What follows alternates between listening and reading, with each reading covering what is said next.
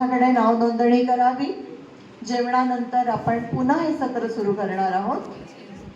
अनंता जावळे यांच्यानंतर थांबूया। नमस्कार, मी अनंता जावळे, लोणार सरोवर बुलढाणा जिल्ह्यातून आलोय। माझ्या कवितेचं नाव आहे वादळ। वादळाचे हिशोब सारे काळजाला ठाऊक आहे, वादळाचे हिशोब सारे काळजाला ठाऊक आहेत। घाव माझ्या मनावरले थोडेसे भावूक आहे।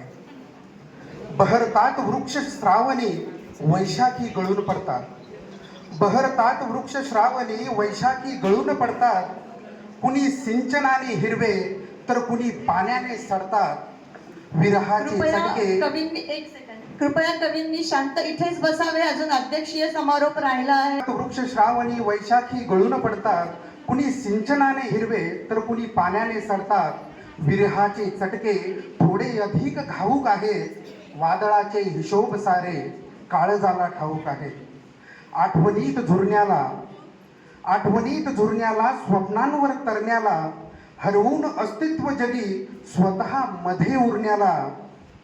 प्रसंग हे एवढे खरंच किती मोहक आहेत। वादळाचे हिशोब सारे काळजाला ठाऊक आहे। पोळण्याची वेदना स्तब्ध उभी चेतना। संकटांचा महापूर तरी मनास खेदना।